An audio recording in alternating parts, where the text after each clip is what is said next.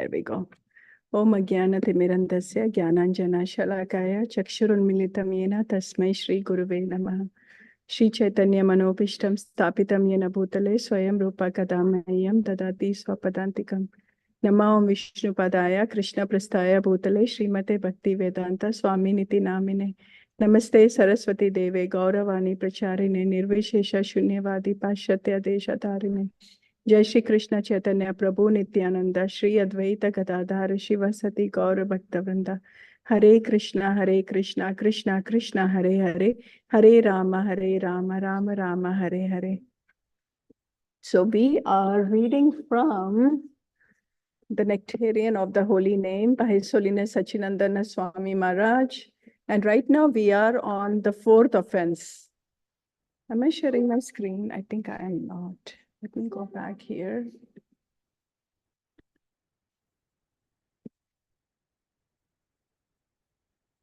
Okay, now you all can see it, right? Yes, Mataji. Okay. Let me...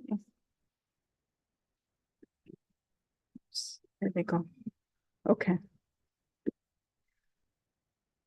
All right. So we already completed the third offense. So let me just go down to the fourth offense, which is to blaspheme the Vedic literature or literature in pursuance of the Vedic version. So the teachings of the Vedas. The contents of Vedic philosophy may be summed up in the following 9 points. There is only one Supreme Lord. The Lord, second, the Lord is omnipotent, equipped with all energies. Third, Krishna is Akhila Rasamrita Murti, the source of all rasas, mellows. He eternally resides in his holy abode and bestows blissful pleasure unto all living entities. Fourth, the jivas, living entities, are the Lord's eternal parts and parcels. They are unlimited in number, infinitesimal, but fully conscious.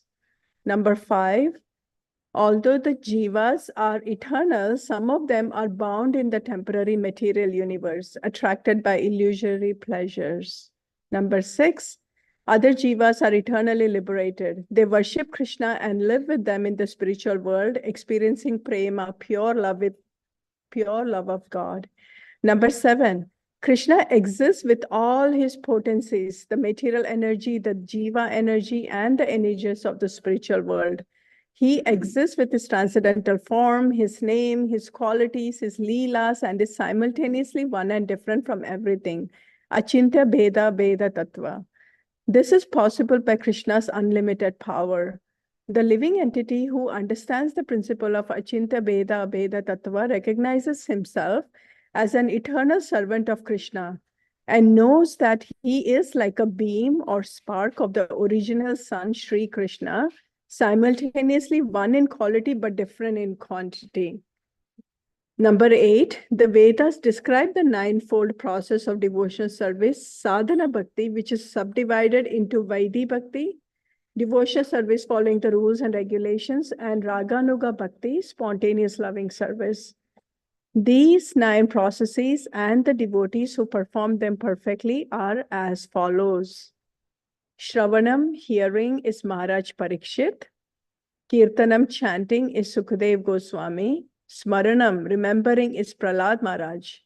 Padasevanam, serving the lotus feet of the Lord, Lakshmi Devi. Arshanam, worshipping the deity, is Prithu Maharaj.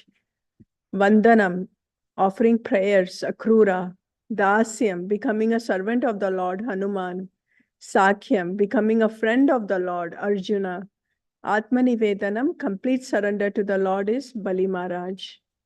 The 9 perfect example of a devotee who impeccably performed all 9 processes is Maharaj Ambarish. The first 7 of these 9 processes belong to Vaidhi Bhakti. They establish Sambandha Gyan.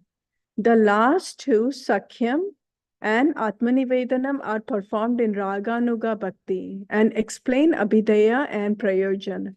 The most important process in devotional service is chanting Hare Krishna. 9th point, the ultimate goal and original position of the jiva is to be situated in bhakti or prema, pure love of God. By engaging in pure devotional service, the living entity will attract the mercy of Sri Krishna and thus attain this stage of Krishna Prema. Pure devotional service is characterized by the eagerness of the devotee to always serve Krishna in a favorable attitude. Without being satisfied by anything else, he is constantly endeavoring to increase this loving devotion. Pure devotional service is free from the desire of fruitive activities or empirical knowledge. The Vedas recommend the cultivation of devotional service by taking complete shelter of the holy name. These 9 items are based on the Vedas, which is considered to be the source of all true knowledge. So why is it an offense to blaspheme the Vedas? The question may be raised how this offense is related to the chanting of the holy name. The answer is that the Vedas emphasize the chanting of the Lord's name as a means to attain the Supreme Personality of Godhead. Even the greatest personalities in the spiritual sky are always engaged in chanting the holy name. Since the Vedas consider the chanting of the holy name as the most important process, it is a great offense to criticize the Vedas because then the holy name is criticized as well. How should the Vedic conclusions be applied? The sum total of all Vedic conclusions results in pure devotional service by which the living entity attains pure love of God. Wherever the principal teachings of the Vedas can be applied, it would be wrong to use secondary teachings instead. From the beginning to the end of the Vedas emphasize the importance of the holy name. By chanting the holy name, the living entity attains the supreme spiritual realm.